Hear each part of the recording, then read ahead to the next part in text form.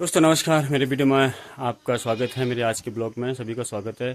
मित्रों, आज मैं चौड़ागूट में हूँ। यहाँ पर आज मेरा भ्रमण है।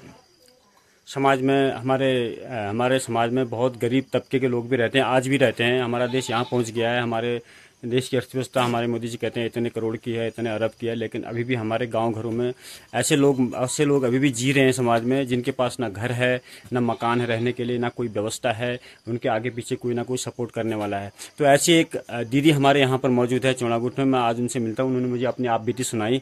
तो उन्होंने बताया कि जो है मेरे पास ना घर है ना कुछ नहीं है। एक बार मकान आया था, उस समय वो कह रहे कि मैं हॉस्पिटलाइज थी, मैं बीमार थी, और मेरे उस टाइम जब मकान वो आया था गवर्नमेंट से, तो उसमें मेरा देखने वाला कोई नहीं था, किसी ने मुझे सपोर्ट नहीं किया और किसी ने मुझे मकान बनाने में मेरे आगे कोई नहीं आया।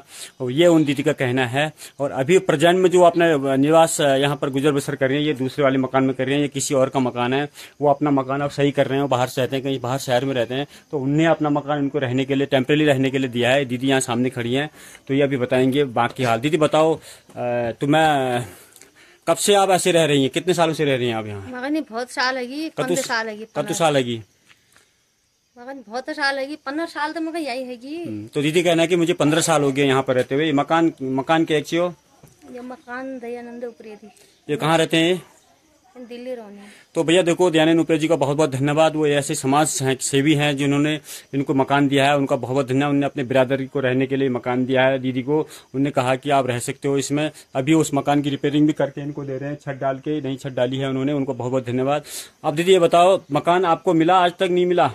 एक बार मेरी तबियत खराब है बीच में, खाली सपोर्ट न करी मैं लोगों पे अभी जाने हुआ। मैं नंतिन पावन लेबरी करूँ तब नंतिन पाऊँ। नंतिन कच्छन 5 सन एक विवाह सबल विवाह चाल कच्छन। हाँ तो 4 सन आई सब 5 चिलवे। सबसे बड़ी बात देखो, 5 लड़कियां इस दीदी की, 5 कन्याएं हैं। 5 कन्याओं की शादी करनी है, एक की कर चुके हैं, 4 और बच्चे। भैया सबसे बड़ी बात है, सोचने वाली बात है।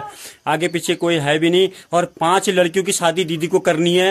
इतनी बड़ी समस्या है, गरीब है यहाँ पर, और मकान भी रहने के लिए नहीं है। ये एक सोचने वाली बात है। मैं तो सोच रहा था कि अकेली हैं, ये बता रही कि 5 लड़कियां हैं मेरी, एक की शादी हो गई है, 4 अभी बेवानी है। स्कूल पढ़ रही दीदी वो? स्कूल कहाँ पढ़ते हो? और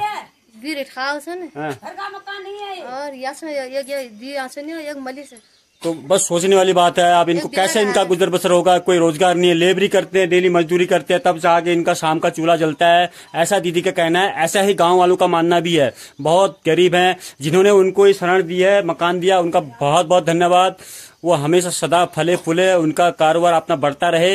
लेकिन अब मैं ये कहूंगा सरकार से या अपने देश के आला नेताओं से, मेरा कहने का मतलब अपने देश के, अपने क्षेत्र उत्तराखंड के क्षेत्रीय नेताओं से मेरा कहने का मतलब यह है कि भाई इस आदमी को नहीं, इस बहन, इस दीदी को शरण दीजिए, इनको दोबारा मकान दिलवाए। क्योंकि किसी कारणवश उस टाइम मकान नहीं बनाए, इनके बच्चे बीमार पड़ गई थी। इनका कहना है, इनके गाँव वालों का कहना है कि ये हॉस्पिटलाइज थी, तो इनका मकान नहीं बन पाया। अभी दोबारा फिर मैं यहाँ के जो भी जनप्रतिनिधि हैं उनसे ये कहूंगा कि ये मकान में इनका दोबारा नाम इश्यू करवाएगा। और विधायक साहब से, माननीय विधायक साहब से भी मेरी ये विनती होगी कि आप इनको मकान दिलाने का कष्ट करें।